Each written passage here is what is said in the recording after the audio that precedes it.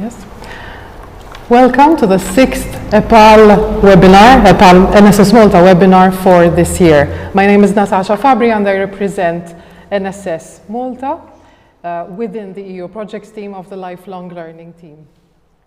The NSS Malta team works within the Lifelong Learning unit as part of the Directorate for Research, Lifelong Learning and Employability under the aegis of the Ministry for Education in Malta. As part of our role as the National Support Service for EPALE, we aim to play a key role in disseminating information about EPALE amongst all adult learning stakeholders in Malta. Before we start this webinar, I would like to speak to you a little bit about some initiatives that we have for EPALE in Malta this year. If you have followed us in recent episodes of our webinars, I have spoken about the contributor contest that we have running until the end of November. We have already finished the first of 2 contests, in fact, for the contest for this year. Of course, today we're finishing the webinar series. We have been doing webinars since April now, and this is our grand finale, so to speak. And in October, we have our EPALE Awards coming up. Nominations are open, so if you have anyone you know in your life who is a fantastic learner or a fantastic educator, of course, adult educator and adult learner, or you know of a project for adult learning that you would like us to celebrate, please check our socials because nominations are open at the moment. So let's move on to our webinar topic for today. Today's webinar is Adult Education as a Tool for Inclusion. We have 3 special guests with us. Ms. Mangion, the Director of Funding and Strategy within the Arts Council in Malta. We have Mr. Ramon Mangion, who is a director in MCAST, and he's also, they're both also ambassadors for NSS Malta. And last but not least, the newly appointed Commissioner for CRPD. Thank you for joining us, Ms. Rhoda Garland. And of course, let me be the first one to congratulate you on your recent appointment. Thank you. Good. So in this hour podcast, we're going to delve into 3 aspects of adult education as a vital tool for social inclusion. Our guests will share their insights and experiences and expertise about 3 specific topics. We will first talk about the role of education in prison systems and its impact on social reintegration. Our second segment will be about the transformative power of arts education in fostering inclusivity and diversity. And in the last section, we will talk about inclusive education for persons with disabilities and the importance of accessible learning environments and strategies and initiatives to promote social inclusion through education. So let's begin with Ramon. Please, I will leave the floor to you with the basic skills education in prison systems. Thank you. Thank you. Thank you, Natasha. Just to introduce myself, my name is Ramon Mangion. I'm currently the Director for Education and Training Programs and Learning Support at MCAST and the Center for Learning and Employability at MCAST as well. One of the programs which we run as a center is in fact a program in collaboration with the Correctional Services Agency whereby we provide basic skills and other courses to different inmates at the correctional facility in Cordine. Also have a personal experience since I did my Master's in Adult Education teaching practicum, one of the practicums actually at the prison school, whereby I was also teaching prisoners basic computer skills, and this was a very interesting experience, which I will mention shortly as well. One of the key questions that many ask is why is it important to provide education in prisons and the importance of prison education. Obviously, education has a lot of benefits. When we speak about education in general, many tend to mention that it's the key to open different doors of opportunity. And for sure, one of the key reasons and one of the key points to mention when it comes to education particularly in a prison context, is that obviously we work to provide employability skills and prospective employment opportunities through the different programs that we offer. We need to remember that this is also not an easy environment, because there are different challenges. But before going into the challenges, if I can go back to the importance. So firstly, we need to keep in mind the key competencies required and the framework for key competencies for lifelong learning. One component, for example, is literacy. And literacy can provide an inmate with the tools needed to integrate better in society once that person finishes the sentence, etc. Because obviously through literacy you are able to function in society, you are able to carry out certain tasks and also be functionable also when it comes to employment. Apart from literacy, we can also speak about numeracy, for example, and these are all key tools that you need to function in society, both as a citizen and also, again, if we speak about employment. We can also mention that education in itself improves self-confidence because you are learning something. Hopefully that person also sees relevance in what is being learned, and motivation is very important. In fact, if I can speak from my experience when I was teaching in such a program, motivation is always to be in mind, both from the educator side and also from the students, because I can call these learners students, adult learners, and we treat them, and you need to treat them as like any other learner. From my experience, I can say that actually these learners, they were highly motivated, and I remember actually some of these learners asking me, for example, to give them material so that they can have things to read even after the lessons, so that they can have things to do in their free time, etc.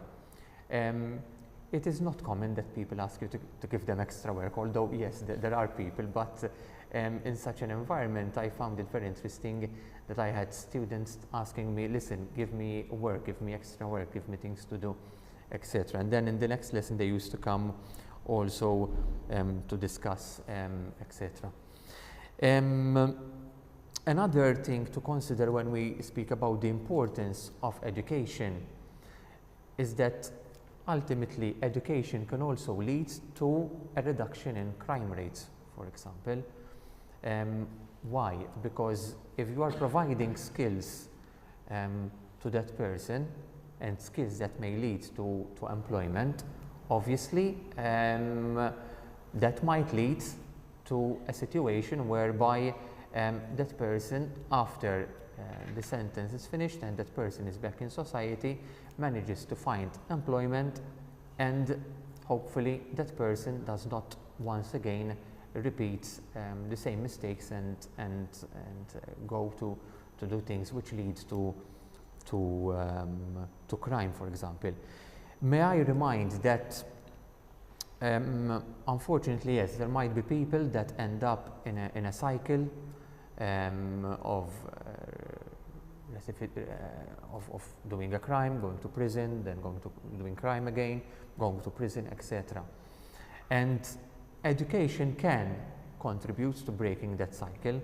Obviously not education alone, because there is a team of persons working with these people, but obviously education is a major contributor. Another key point is related to challenges and benefits of teaching in correctional facilities. I can say from two perspectives. Let me start from an educator's perspective. If I can refer to my experience, I can still remember approaching my first lesson with hesitation, and even people telling me, "You're teaching in prison. Wow, are you not afraid to go in prison?" And even nowadays, when I tell people, "Listen, I have a meeting at the correctional facility to discuss programs," "Oh, you're going to..." "No, I will not go there. Don't tell him to come with you." There is this particular stigma or this impression that when you go into correctional facility, it's all about maybe the bad things we see in movies or in. But in my case and in our experience, this is obviously not the case. I can say that was quite a beneficial experience for myself as an educator. Obviously, there are challenges. Firstly, you are providing an education in an institution, in a system, and you need to recognize that there are certain limitations, because obviously there are security requirements, and there are also other issues. There might be the need for these learners to miss lessons because either they have a court date or they have an appointment with another professional or something personal comes up, etc. So there are these challenges. Like with any adult learning group, you still need to work to build trust. Trust is important. So in your approach, you need to build trust. A key point to always consider, and I always kept this in mind, is that you need to keep your distance.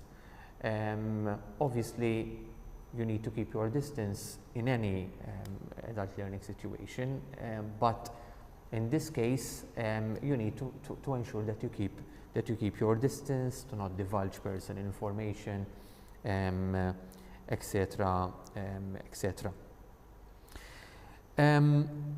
The notion of respect is also important and could not be emphasized enough. Like with any adult learner and any group of adult learners, you need to show respect. And I can assure that when you show respect, respect will be shown back to you as an adult educator. Ultimately, when we speak also about the role of education in promoting social reintegration and reducing recidivism rates, it is important that we also keep in mind that crime has a cost to society, has a cost to the community. So overall, when one invests in education, we are also aiming to reduce these costs to society. Obviously, we do not live in a perfect world. I'm not saying that if you are providing education and training, you are going to immediately reduce crime rates or that person will actually not go back to crime. But for sure, there will be a mitigating factor. We also need to keep in mind the notion of human capital. Human capital can be defined as that stock of knowledge, skills, experience, attributes that the learner, the person builds throughout life to be a productive member of society. Now, this education can be seen as an investment in human capital. I recently had a discussion with some colleagues, and I also delivered a lecture about, and we discussed this aspect of human capital. And we had this notion, and I like to use this notion, like when you go to, at the moment there is a lot of discussion on pensions, etc. And you know, we hear about this investing for the future. And when I see education also within a correctional facility, a prison context, I see it also as an investment in that person to provide the tools needed both for current needs and also for future needs. So when that person's back in society, how can that person use the tools learned to grow as a person, to find employment, to use that skills, to be a better person, and to also to function in society. I think I gave an overview of different points. Yes, maybe we can rope in our other speakers. Would you like to maybe ask a question or make a comment about what Ramon has just said, perhaps? Of course, I mean, when you listen to Ramon talking, it's always very passionate talk, yes, and absolutely, very inspiring as well. Yes. Especially when we're talking about inmates and the environment and the complications it brings with it. Something that we experience also in the arts. I have to say that when it comes to, you know, lifelong learning, education, literacy, numeracy, with inmates, it's far much more advanced than what's happening in the arts with inmates. So I think this is something that we can only learn from, and we need to adopt. And yes, I understand the fact that you find a lot of resistance and stigma, something which happens also in the arts. And not only when we're talking about prison ambiances, but also when we're talking about disabilities, when we're talking about socially challenged, the smaller audiences, the hard to reach groups. It's all, but what's good about it, and I'm proud to be here, that we're actually talking about it, something that didn't happen before. So yes, it all starts with a conversation, and it's good, and we have to move on. And I think we could be the people to actually push it. So actually, one of the programs we delivered was an introduction to art program as well, and which the learners enjoyed as well. And we plan to provide new programs looking at other skills, like basic electrical skills, for example. We're looking at some other skills as well.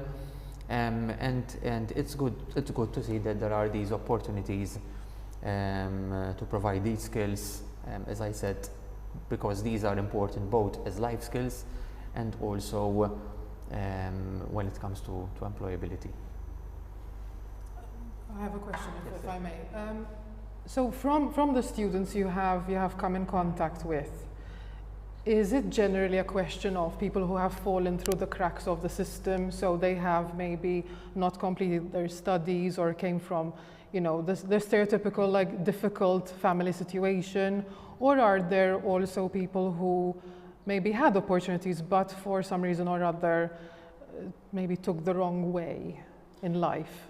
Or is it a mix, perhaps? To be honest, I think it would be a mix. I would say that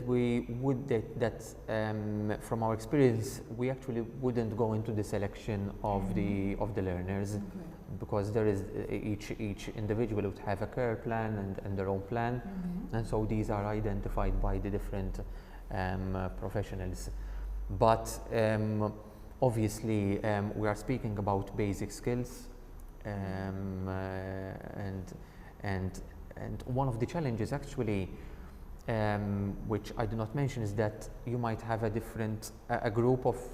mixed group actually with different backgrounds, and it's actually something interesting, because even when you consider the basic principles when we teach adults, you need to identify the needs of the learners, you need to identify the backgrounds, you need to use the actual background and the experience of that learner, and you can actually learn from that learner.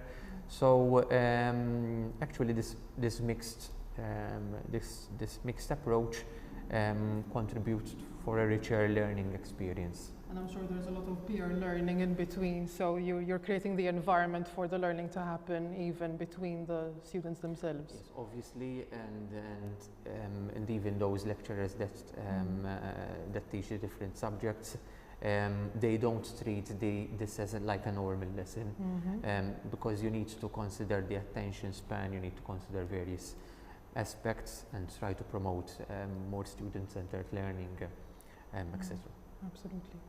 Would you like to say something, Rhoda? Just one of the things that I'm aware of that you highlighted was the need to treat prisoners in exactly the same way as you would treat other students. I think that one of the problems that adult students with disabilities have is that they feel a little bit on the edge, and that sometimes they are not treated in the same way, and so the stigma that they may have experienced earlier in their lives is sort of following through.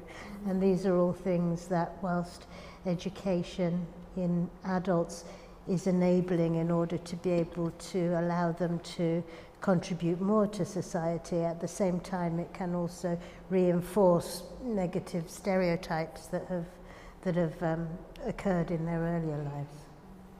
Maybe it combats the rejection side of Yes. things, right? Because of course once you enter the prison system, you've been banished from society. So when you get back into society, then what happens? How are people going to react to you and your history? And I think that for disabled people, quite often they actually feel excluded from society anyway. And that is where I think that there are a lot of similarities between educating adults with disabilities and adults in the prison system. I agree. Good. Thank you for your intervention, Ramon. Let's move on to the second segment. Now we're going to talk about arts education and social inclusion with Mangion Cauchi. So yes, Mangion Cauchi, from Director Funding and Strategy, Arts Council Malta. Arts Council Malta has been set up since 2015 with its own legal framework. What's our role? I need to explain this because it will give a very good background to what we're going to talk about. Basically, our role is implementing the national culture policy. So in 2021, there was a national culture policy which works around culture and society and its well-being through culture. So I think three key words which are very applicable to this conversation are culture, society, the community, and well-being. So this is all very tied and very important and very important. So we have to keep it together. When it comes to strategy, which is something we focus on at Arts Council, it's the implementation of this culture policy. It's a breakdown of actions which we formulate. In fact, we launched the strategy just last year, which has 6 key areas, 6 strategic areas, 2 of which are education and community and diversity. So 2 very important key areas. Although each strategic area, amongst which we have creative entrepreneurship, public investment, research, internationalization, each area is treated individually, but also intersectorally, to put it this way. When it comes to our strategy, the art strategy on the island in Malta, we're very insistent on the fact, considerate about the fact that we need to collaborate, we need to work together with other sectors. So arts can't just close itself, or artists can't close themselves in a silo within the sector, but we need to cross-collaborate with other sectors, whether it's finance, whether it's the social aspect, whether it's education, whether it's business, digital. We need to cross over. As part of the process for this to happen, it's a two-way thing. So the artist needs to understand the importance of being involved in other sectors, and the other sectors need to realize how important it is to have artists on board. So it is a two-way thing. And if we were talking about resistance a while ago, I mean, it's nothing different in this scenario. Yes, you get resistance because everybody believes in his own world, you know, and there is fear of the unknown. So you have to keep preparing or initiating, you know, projects, initiatives as a sign of good practice and to show how it can work. For this purpose, At Arts Council, one of the actions that we actually carried out is the creation of Right to Culture. This is a document which I brought along with me here, we're very proud of. It was not easy to create this toolkit and resource pack. It's as though you move one step ahead and 6 backwards every time, because you realize you left out an audience, you realize you left out somebody, you realize you left out, so every time you make a step, you have to go back and revise, rehash, redesign. And it took us a number of months to actually come up with this resource pack and toolkit to go with it. The toolkit is actually here, a set of booklets. When we say right to culture, this is coming from cultural rights. Cultural rights it's a very important part of human rights. On a UNESCO level, on a European level, and I believe now on the island it's time, to walk the talk. And this resource pack is an initiation to walk the talk, whereby it gives you examples of good practices, examples of ways, methods, and different approaches of how you can walk the talk. Amongst other things, it talks about very, and if you don't mind me, I would like to actually refer to it, about availability, appropriateness, adaptability, acceptability, and accessibility. These are the 5 A's. They are all, they all have their own definition. They're all related to arts, communities, and education. So when I see this right to culture, to encompass it, it's a very wide subject, but to narrow it down and make it a bit more, identifiable with each and every one of us, I would split it into two branches. You have the audience part, the community part, the learner part, whereby culture and arts needs to be accessible. Now, whether it's accessibility because of mobility, because of language, because of culture, religion, gender, it needs to be accessible. So, because of socially challenged, finances, whatever. So, culture, everybody has a right to access culture and arts. On the other hand, the artists, the creative practitioners, the educators have a right to practice their art and to practice their art and express themselves with freedom. So there comes, the very hot subject, not only on the island, but also, I would say globally, about artistic freedom of expression. This is on any conference, any seminar, workshop, presidency you go to, they're discussing artistic freedom of expression. This is very important. It's high on the agenda. It involves various communities, various sectors, not only the arts, the silo arts, but also the other sectors. And when you delve into sectors like AI, artificial intelligence, it starts to become a bit more complex, even when it comes to intellectual property and this sort of thing. So there is a lot to learn, a lot to study, and a lot to happen. So that's when it comes to the cultural rights bit. On the other hand, when it comes to the education, we believe that this is a lifelong learning process. I mean, in arts, it can't, if it's in nothing else, it definitely is in arts.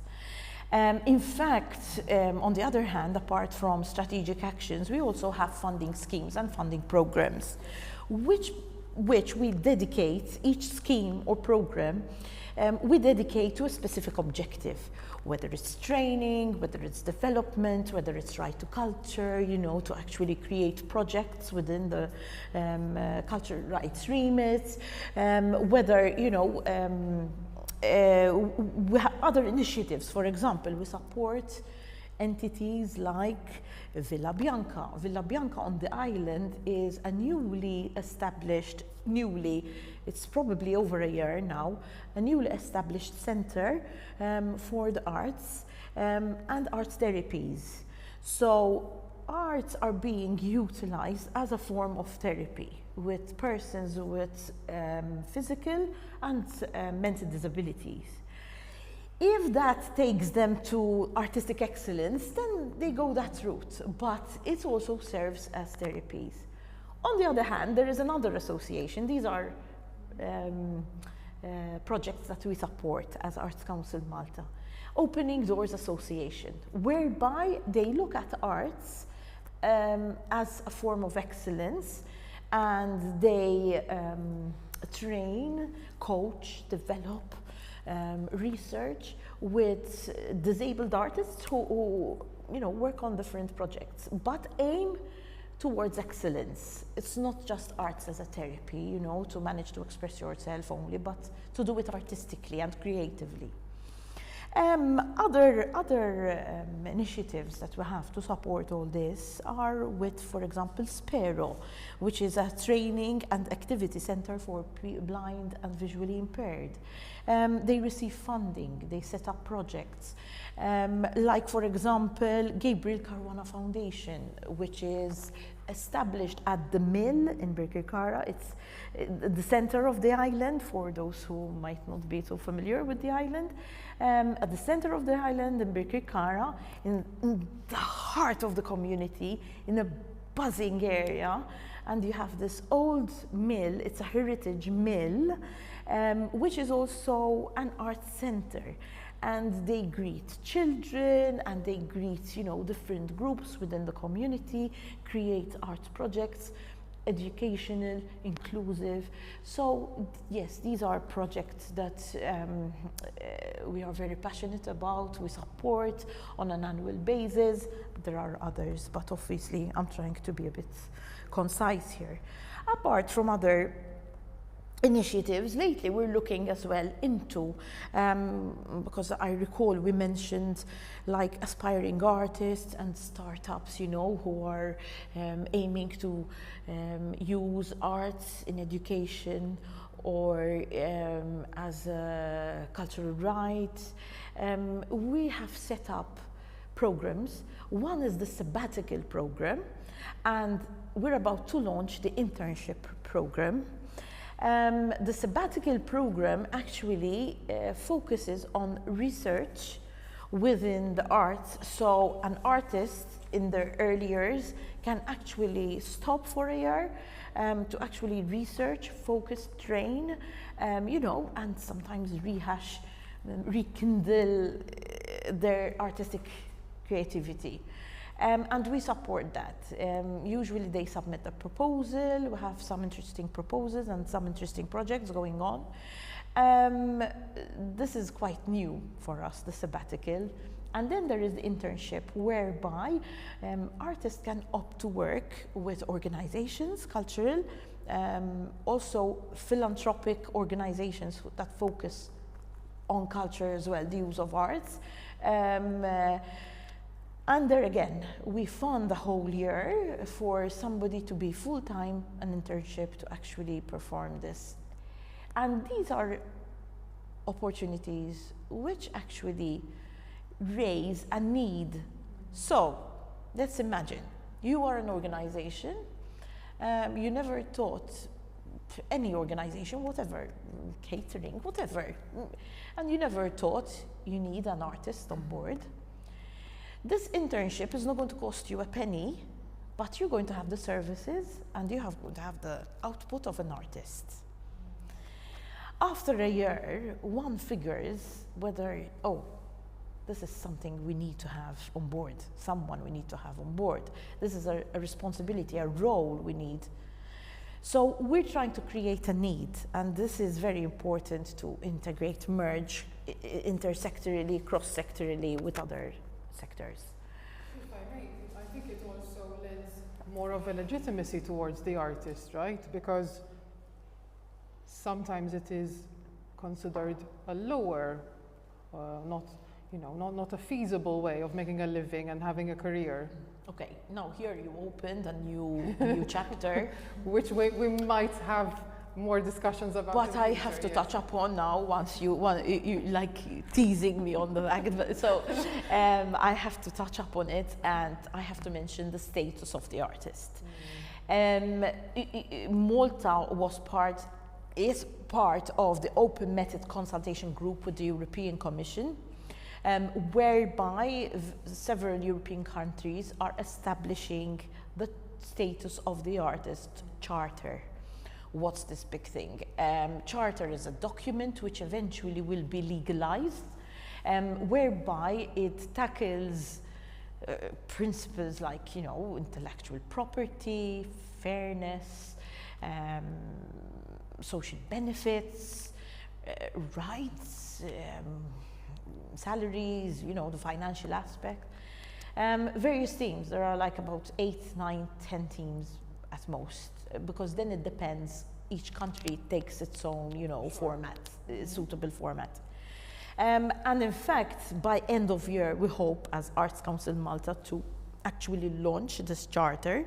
Fantastic. We are currently in constant consultation with the sector, with artists, with people who, educate artists, provide training, provide work for artists. It's very important to get this this feedback, to create a holistic document which reaches out to artists and the sector's needs. So yes, the status of the artist is high on the agenda, because I dare say, only here maybe, that yes, loads needs to be carried out. Maybe artists are taken for granted, underappreciated, underutilized, and we need to raise the position. Very valid points, thank you. Maybe Rhoda, do you have anything to contribute? Yes. Going to add, we have spent a lot of time working with Arts Council Malta on different projects. We review projects before grants are awarded, and we have also included art in a lot of our EU funded projects. In fact, we even used it in a project where we were encouraging women with disabilities who had experienced domestic violence to actually express themselves through art. And we had a display of the paintings that were done, and they were very, very impressive. And I think that for disabled people, being able to express through art is something that's really important. And the relationship that we have with Arts Council Malta has been developed over several years. I've done quite a few meetings now with Arts Council Malta to make sure, and more to come. Exactly. And I have to say, it means both with CRPD and both with MCAST, we work very closely. Yes. And especially when you work with very inventive people like you guys, you can't stop. The sky is the limit, if so. So we keep working together. Thanks. Excellent. Maybe Ramon, do you have anything to comment, perhaps? No, actually, as Miriam mentioned, wearing my MCAST hat, our Institute for Creative Arts provides different courses, and actually, at the moment there is the festival, if I can mention the Institute, the ICA Festival at St. James Cavalier, Spazio Creative. And the work by students is impressive, and even if I go back to the program that we are doing with the correctional facilities, we also had a program in art. So art is a vessel that can be used to express different emotions, to learn also, and to learn certain skills. So I think it's important. Just to one point maybe about this is that unfortunately I think that out there some see art as extra. What do I mean? Maybe even, although I know we are discussing adult learning, but we need to start at the grassroots. Sure. Sometimes I feel that, for example, parents see things such as art, or I wouldn't say all parents, but some would see art as extra, like, listen, I want my child to focus on maths, the languages, the key subjects which are important, but ultimately art and other extracurricular activities are also important, because we speak about holistic education, and art can truly contribute to that holistic education process. To that, there is, without taking time from anyone else, but to that, there are two methods to solve and, you know, to iron out a bit the situation. You mentioned the word extracurricular. That hurts, because arts need to stop being extracurricular and need, and you're right, that's how it's being utilized at the moment, but it needs to stop. It needs to be curricular, strongly within the curriculum. So like that we have, you know, growing children, youths, etc., who are into arts, and it's like an everyday situation, nothing extracurricular. But what you're saying is correct. On the other hand, there is the parents, you mentioned the parents, very right. If a youngster decides, you know, to dream and say, look, I would like to become a musician, and the parents, guardians, whoever, they decide, oh, what are you going to do with that? How secure is that? You know, and that's why the status of the artist charter, to give that a status, you know. So yeah, I think we need to make ends meet on the education and the arts end. And of course, within the context of the European Year of Skills that we are in right now, arts needs to be considered completely on par with the other skills that we, yes, because of course it's about the development of the person, not about getting qualifications and getting a job and, you know, going into, you know, your career. But I think it's very identity forming as well, right? There's also that. We have plenty of stuff to talk about, I'm sure, but we should move on. But yes, I hope that, of course, the people who are following us on the live stream right now are also thinking about what they can do in their lives to, you know, to actually incorporate the arts, even if in a small way, even by just supporting the arts, not necessarily by being one. And also the fact that art is all around us. If we look around us, art is everywhere. And I think, you know, if we have more of an eye and look around with, you know, with fresh eyes, maybe we can appreciate what has been done. You're so right to say that. Yeah. Lately I had the fortune, I don't know, to visit countries like Mexico and Malaysia, and if we really want to see how arts are around us, you know, you just have to visit these countries where they actually live and breathe arts, whether it's about the food, whether it's about the walls that surround the clinic, they breathe art wherever you go, whether it's the stall set up at the market, you know, whether it's the flower arrangement, you know, with the busker it's amazing with the murals, the visual art, wherever you go, music, you get tango people, you know, on decks, on the sea decks overlooking the sea. It's wonderful who communities joining, they live it, they breathe arts. Oh, it's beautiful. I think on that note, I'm going to move on to the next segment. Rhoda is going to talk to us about adult education for persons with disabilities. Okay. I'll leave the floor to you. Thank you. So, my name's Rhoda Garland. I've worked at the Commission for the Rights of Persons with Disability for the last 9 years as the Executive Director. I have now been appointed as the Acting Commissioner, which is very exciting for me. At CRPD, what we do is we look at regulating the disability sector. So we monitor how the articles of the United Nations Convention for the Rights of Persons with Disability are being implemented in Malta. And obviously one of those is education. and the rights for disabled people to be able to take part in education at any stage of their lives. So these are the main areas that we look at. We also do a lot of awareness raising, so that people are aware of the rights of disabled people, and also that disabled people themselves are aware of their rights, because that enables them to complain to us when they feel that their rights are being ignored, and gives us the opportunity to reach out to society and inform about how they can include people in society in a better way.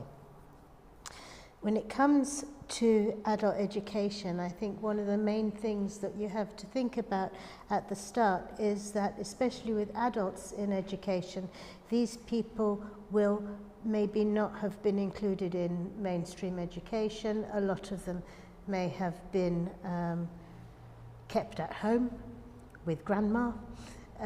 They may have been excluded because the policies in the schools were not in place, because the schools didn't want their exam results percentages affected and they are asked to stay away from school. There are a lot of reasons historically why disabled people were not included in the school education system, and that specifically applies to adults who are entering education. I think what we have to appreciate with them is that whilst school students don't necessarily want to be educated, adult learners with disabilities are generally trying to find a way to improve their quality of life, to improve their opportunities, to improve their life skills. And so these are really essential if we're going to talk about being able to include disabled people in society in a more effective way. Obviously, education is the tool and the pathway that gets you into employment, which is something that has improved for disabled people in Malta in the last few years. However, because adults with disabilities don't necessarily have the qualifications or have qualifications that are not commensurate with the sorts of jobs that they would like to be able to do, the likelihood of them wanting to go into higher education in order to be able to improve their lives is quite high. And so it's very important that adult educators are aware of how they can assist adult learners who have disabilities. I think one of the main areas that probably needs to be addressed most is the need to treat adult learners who have disabilities in exactly the same way as you would treat anyone else. Whilst they may have different requirements, these can all be discussed, but if you begin by assuming that you need to shout or you need to talk to them as if they are 5 years old, this is not helpful. And so being able to see the person in a holistic manner is really important, and understand what their motivations for being there are. They may well have additional needs, additional learning requirements. It may mean that you need to spend some time working on more basic skills to enable them to be able to move on to higher principles. But I think that it's important, if we are going to be able to include people in society in a more inclusive way, that this is something that is taken into consideration by adult educators. I think that by using universal teaching methods, by making sure that you have a lot of diverse different methods when you are providing education, this enables people with a wide range of disabilities to be able to contribute to classes, to be able to understand the sorts of things that are going on. It's important that you don't overprotect disabled people in your classroom, because they may well feel that they are being stigmatized, which we've spoken about briefly before. So to be able to teach somebody in an age-appropriate manner that actually caters for their impairment is actually something that's one of the key points to being able to provide a real inclusive education experience for people with disabilities. I think the benefits of being able to do this are that as disabled people become more educated, as they gain qualifications, we will see more and more that disabled people are able to be employed. We've already seen levels of employment going up. In, I think, 2014, 2015 maybe, only 5% of disabled people were employed, whilst the EU average was closer to 50, which was a terrible situation. The quota system was introduced, and now we have a very large proportion of disabled people who want to be employed, who have actually found work, which is really good. There's still a way to go, obviously, and it's very easy, for example, to employ somebody like me who can drive a car and go up and down stairs if she needs to. It's slightly more challenging to employ somebody with more complex needs, but there are services out there that can be provided, and there are also services that can assist with the education of disabled people. There is a Get Qualified scheme run by Jobs Plus, and also the CRPD have something called the PECTOR scheme, which encourages disabled people to engage in research and training. So there are some avenues that can be explored in order to assist disabled people who are usually quite low down in the social scales. They don't necessarily have a lot of money if they're living on the disability allowance, and so assistance to be able to access education can sometimes be an issue. I think that it's important to understand that there are different types of accommodations that need to be provided for disabled people. I think most people will understand that if you have somebody who uses a wheelchair, then you need to have an accessible room, you need to have an accessible bathroom, and you need to have somewhere where they can either park their own vehicle or they will be able to get transport there. So for a physically disabled person who is using a wheelchair, it's quite obvious. I think for other types of impairments, it may be more or less obvious for what they require. If you are deaf, you may be able to lip read, and so in that case, it's important that you don't turn to the whiteboard and carry on speaking. If you have somebody who is sitting in the front row trying to lip read, they're going to miss all of it. Maybe you allow a sign language interpreter to come into the classroom with them. Most deaf people that I know will bring their own sign language interpreter if they're allowed to, and this is very important. But if you know that you have somebody who is deaf, it's important to ask what they actually really want, because if they just need to sit at the front, then that's fine, and if they can tell you you need to be looking towards the class rather than looking at the whiteboard, then that obviously is going to assist them. For people with visual impairments, it's important that they are given notes in advance in ways that enable them to be able to access the information so that they know what's going to be actually taught in the and that could be in a PDF form or a Word format, or even a PowerPoint presentation if they're not blind and they have just a mild visual impairment. But again, what's important is to realize that these are individual people, and you can't say that somebody who has a visual impairment will always want to use a PDF.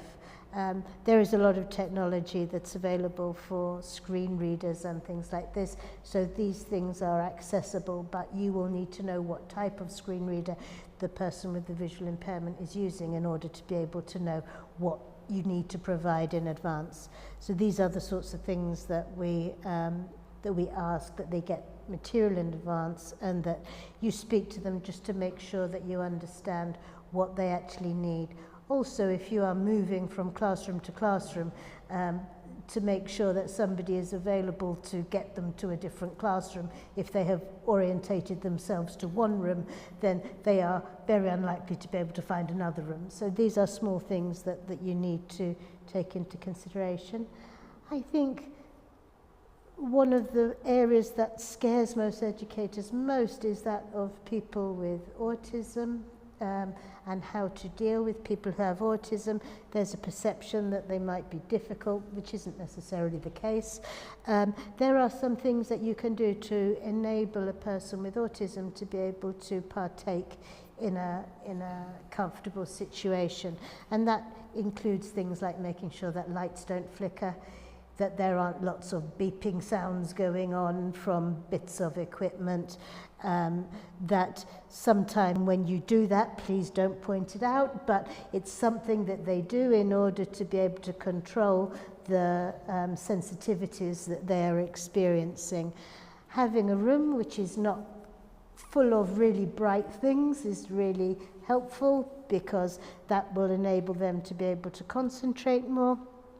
And if they need to wear headphones, then you should let them, because what it means is that they are able to then control the way that they are hearing the lecture that's actually being given. There are a lot of success stories related to people who have had who have disabilities, who have gone into further and higher education and have been able to do very well. I have several of them at CRPD who I work with. I have a lady with visual impairment who has done a diploma in leadership and management, and she was able to do that with notes that were provided in advance in the format that she asked for, and she was able to carry on the classes at the same speed as everybody else, because she had the notes in advance, and her screen reader that was attached to her laptop was able to assist her to access the lecture. We have had somebody who has autism, who I have actually taught, who has managed to do a diploma, and the only accommodation that we needed to provide for him was to make sure that the room that we had wasn't too loud, that it wasn't near loud corridors, and we made sure that when he needed additional time because of his concentration before he could submit papers, we gave him the extra time in order to be able to do it. We've also had people who have taken courses at, for example, ITS, who have been very successful in being able to go into catering, having been given accommodation in different methods of preparing things and serving people. So there are lots of different areas where disabled people can actually get access to education, and it enables them to move on into employment, which is what we want to be able to do, because I think finally I would say that for disabled people, you have to understand that they have exactly the same aspirations as anyone else. They want to have families, they want to be able to live independently, they want to be able to go on holiday, and none of these things happen unless you have money. And so education is really important in order to be able to allow these people to move on with their lives and gain their independence. And whilst they may need some support from the state with regards to personal assistance or job coaches, they will also take great pride in being able to hold down a job and be paid for it. And that's only ever going to happen if the education system supports them to do this. In what you have been talking about, I think I want to kind of understand something. I think it's more about getting people with disabilities into meaningful, fulfilling work rather than just giving them a job, right? Absolutely. I think we're going beyond just that. We're going beyond the statistics of getting people employed. Originally, when the quota system was employed, there was a mad dash to get anybody who could make a cup of tea or open an envelope into their post rooms or their kitchenettes in order to provide employment. And I think we have moved on from that now. That's great to hear. I think that there needs to be, they still are predominantly employed in lower level employment, but we can see a trend towards people being given more responsibility.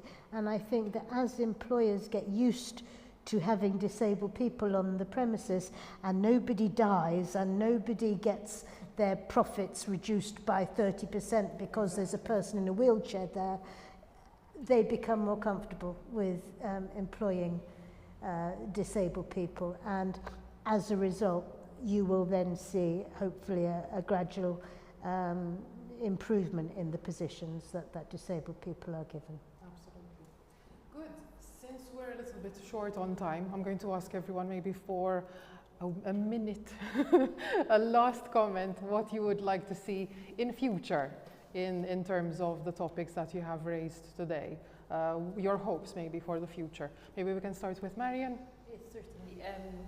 I ended my intervention with the Mexico thing, and I have to say that Malta is situated right in the center of the Mediterranean, right? Reachable to European countries, to the African countries. It's part of the United Nations. It's a point where people could come together.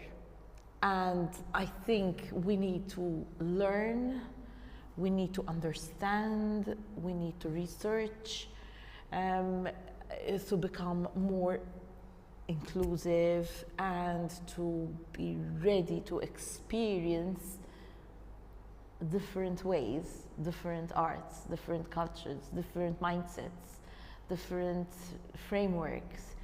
And it's only through collaboration that we can get there. Collaboration is key, and we insist on this highly, whether it's arts with arts and arts with non-arts, locally and also rippling out on the international globe platform, let's put it this way. So yes, I finish with the word collaboration, and that is synced with education, inclusion, diversity, community well-being. Collaboration. Fantastic. Yeah, I will keep mine very short, having only just spoken.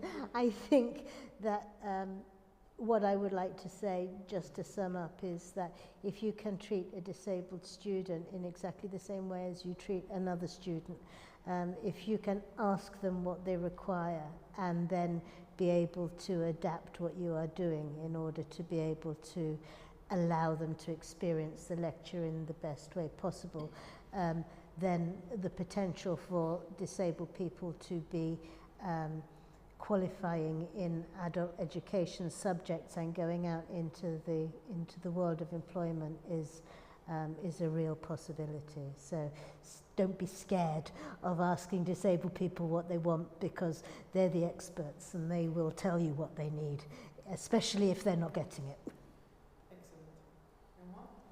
Excellent.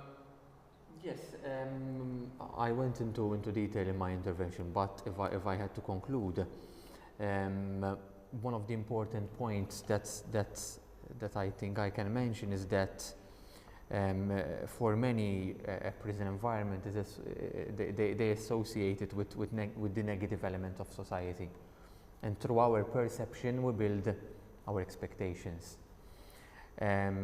So I firstly encourage all adult educators that if they are given an opportunity to provide lessons to educate in a prison environment, that they are not afraid to do so, There are challenges, yes, but it's because of the actual environment. They shouldn't be afraid. And secondly, I think that in the future as a society, and not just Malta, we really need to break that barrier, and to see these people as that they can contribute to society. They also have the rights to education, and that education can provide different opportunities. I provided some points about my experience in a post which I published on EPALE a few years ago, and if anyone wants to actually read it, it's called Teaching Inmates, Breaking Barriers, where I provide an outline of my experience a few years ago through this practicum period that I had. Maybe we can include that again into the blog that Yes. we'll produce about this live stream. Yes. Excellent. Thank you so much. Very passionate speeches, very passionate interventions as always. We are never disappointed when we have any of you in the room. So this is when I round up. This has been a fantastic series of webinars for EPALE NSS Malta. We're thrilled to have had so many interesting and varied topics throughout our 6-part series. I thank all of you. Thank you, Mangion from the Arts Council. Thank you, Rhoda from CRPD, and thank you, Ramon from MCAST. It has been a pleasure. Of course, we've already had I've already had quite a few occasions in terms of sharing what each of these organizations is actually doing for adult learning in Malta. I will end with this. Thank you if you have been following us from the beginning. I hope that you will continue the conversation on the EPALE platform, on the events page where this live stream is being shown as well. Please go to the comment section and post your feedback for this session as well. As we always do for each webinar, we will publish a blog about this webinar as well, and we will include the interventions that we've had from our speakers. And that's it.